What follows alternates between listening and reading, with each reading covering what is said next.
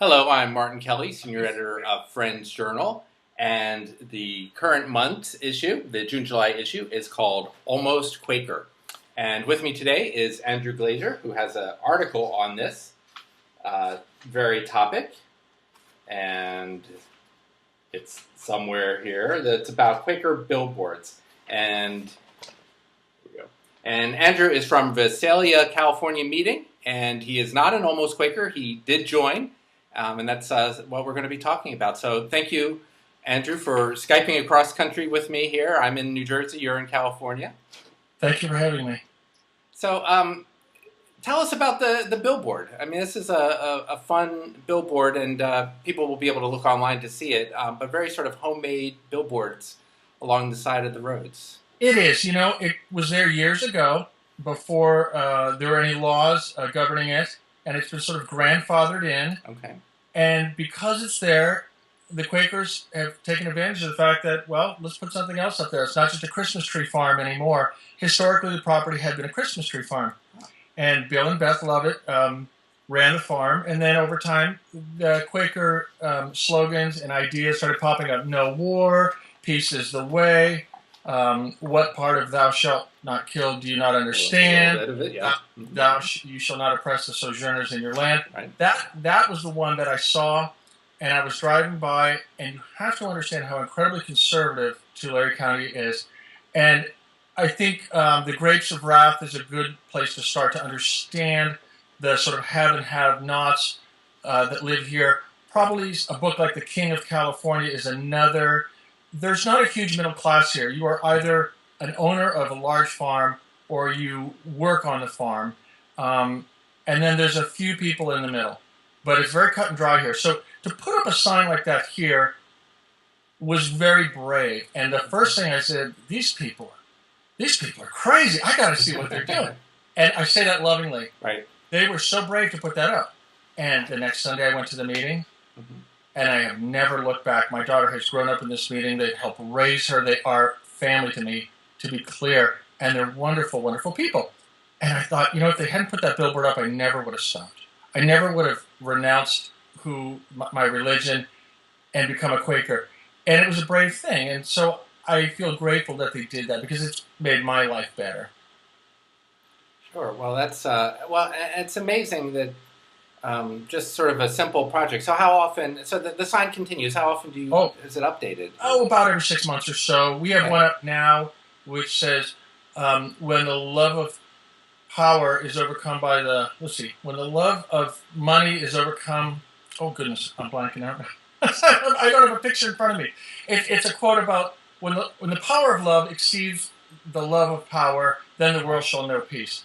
There it is. Yeah. And that's the simple version. And they credit Jimi Hendrix with it, but it's a much older English phrase. And so we have to make it very quick. People have about 2 seconds to read it.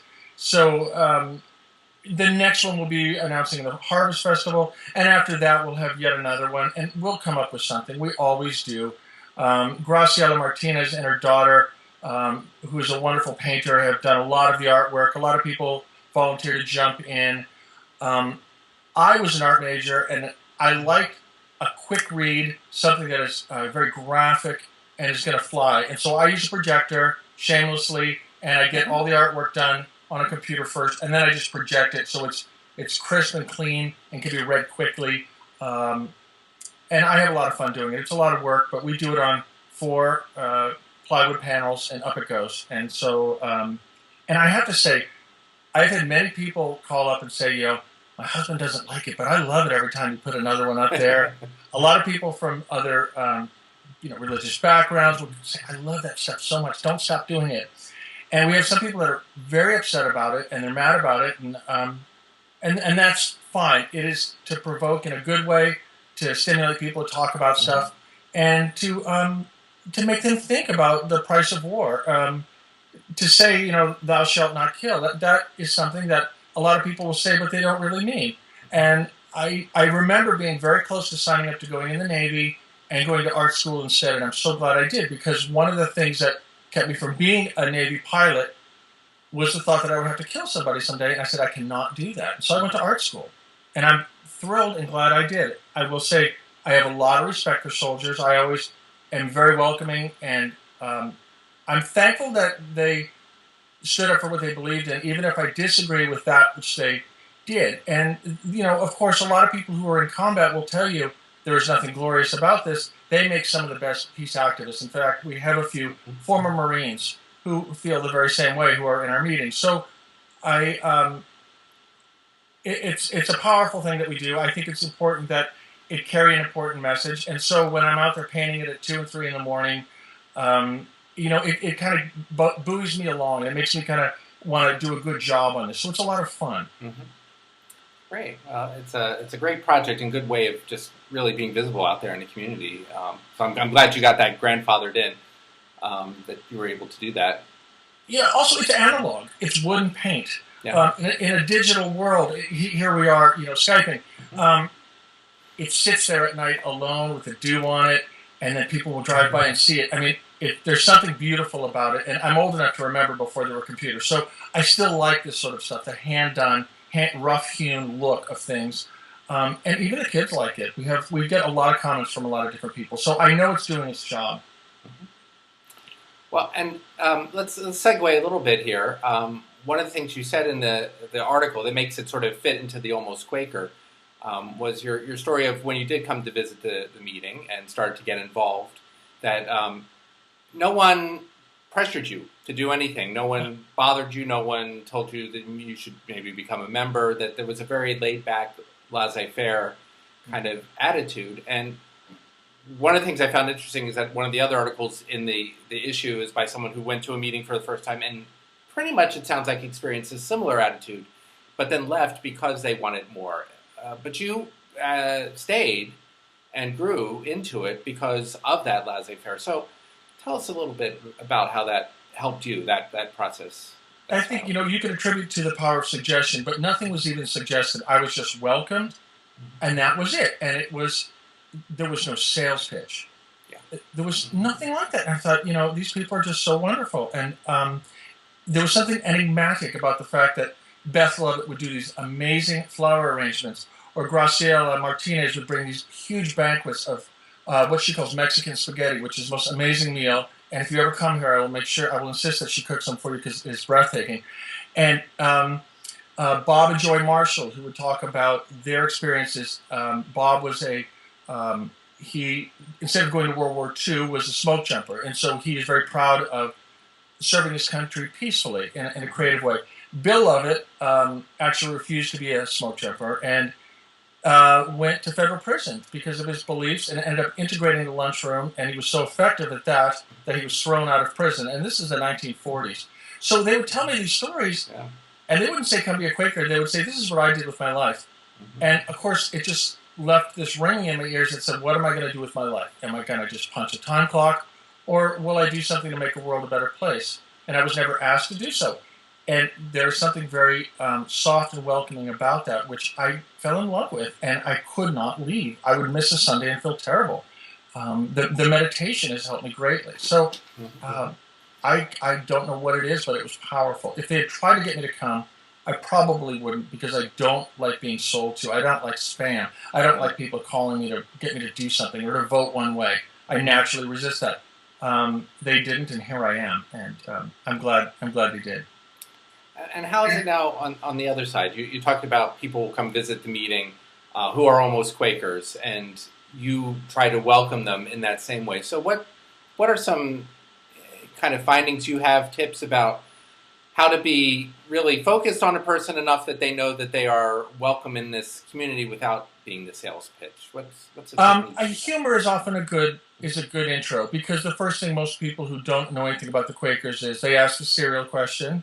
And I will usually use that to talk about the black hat and the fact that at one time 2/3 of English men were in prison because they would not tip their hat to the lords when seeing them on the street. And that's something that made them, they didn't know that. They didn't learn that in school. But that's a powerful message. And so, if they have sort of a rebellious streak, I talk about the fact that the Quakers are, peaceful citizens, but they will politely refuse to do something that the government ask them to do, whether it's to go to war or pay taxes during a war or whatever. And you will see some libertarian type people who feel drawn to that. There's a lot of politically different people here in the Valley, and a lot of different ethnic groups too.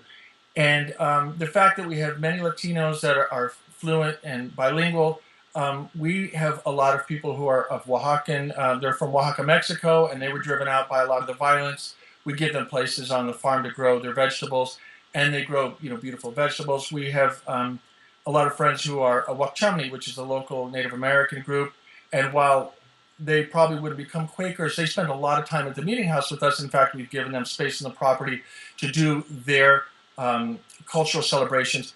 And so we get in farmers who want to help with some of the different farming aspects that we're doing. We have people with horses that want to use the property for grazing. Myself and my friends are biologists, so we bring in information to help during the drought, which we're planting trees. We're getting all sorts of different people in here now because of our increased visibility. Great. No, that's great, and some of them are sticking and joining, or maybe that's not even the question. I would say that it's sort of like an onion. You get the core people, then you get the people that come maybe once a month or every other month. But the thing is, what we're doing is creating a network, and if they don't become a Quaker and show up every Sunday, but they still show up at political rallies, or they're conscious of other pending political things, something like that, we keep them in a loop. And the real telling story is the Easter morning breakfast, when there's probably 250 people that show up that we don't see, but maybe that one time. But they're always, keeping in touch. We see each other on Facebook. So we have varying degrees of influence in the community, but clearly a lot, and quite frankly, a lot with the Unitarians, who are just wonderful folks that we do a lot with. So we share sort of a network of political action, consciousness, and awareness here in the Valley. They might come, they might not, but they know who we are, and we're a tight group out here also. Yeah, in some ways, maybe it doesn't matter exactly the membership status of people. One of the reasons we wanted to do this issue is I'm sort of wondering if friends need to sort of think about different ways of that these networks, we have these networks and people who are connected in some way, and they're not members, and many of them probably won't become members, but is that really what's important? I think so. We actually discussed in our meeting to stop using the term born Quaker. I can't remember the exact term, but because it's denoted somewhat of a hierarchy as opposed to someone who chose to become a Quaker. And I remember with some of the different religious groups on the East Coast, they would wait until they were 16 or 17 to decide whether or not they wanted to join the religion or not. And I think there's something to be said about that. My daughter definitely identifies as a Quaker. Her grandmother will take her to the some of the different churches in town and reads the Bible and gives her a little, Noah's Ark coloring books, which I'm totally okay with. I don't want to close doors and try to tell her what to think. And so I want her to learn as much as possible. But she definitely identifies as a Quaker. Yeah.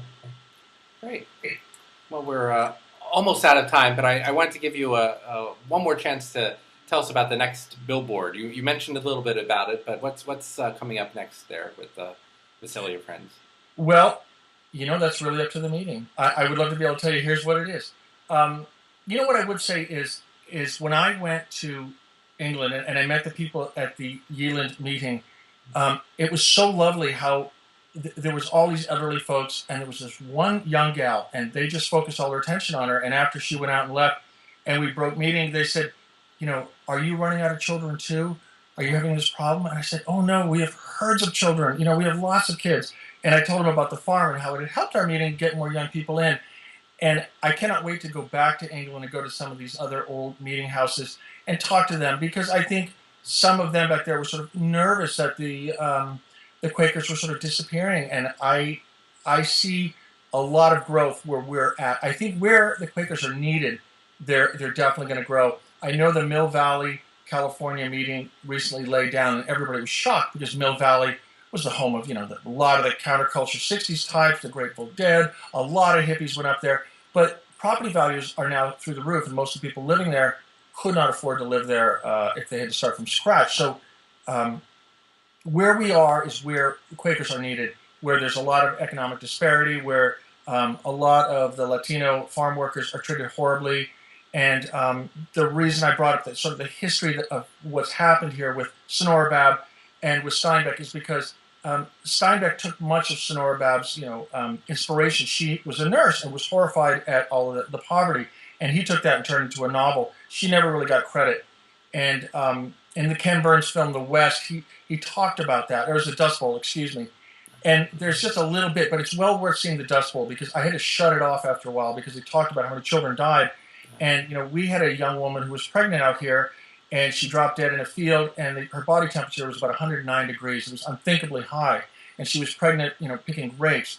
And this is where our food comes from, and this is where the Quakers are needed. And so we definitely have a mission out here. And maybe in a place where it's affluent and everything's taken care of, the Quakers aren't as, influential. Clearly, we have things to do out here. And so when I get that next billboard up, I'll send you a picture. And thank you, because I think more than anything, I'm glad to put Visalia on the map. I'll tell people where they're from. They know San Francisco, they know LA, and there's so much more of California that is not on the coast that people will never see. So if you come to Visalia, people say we have the most beautiful meeting house in the state, if I can brag, and so Sure. We have a lot of huge oaks here. It's quite attractive and lovely, and you're always welcome. Okay, great. Well, we'll definitely, when we get that picture, we'll put it up on our Facebook. Thank you so much. The latest picture. So thank you for joining us. And again, Andrew's article here, it's called The Billboard, and it's laid out even as a billboard.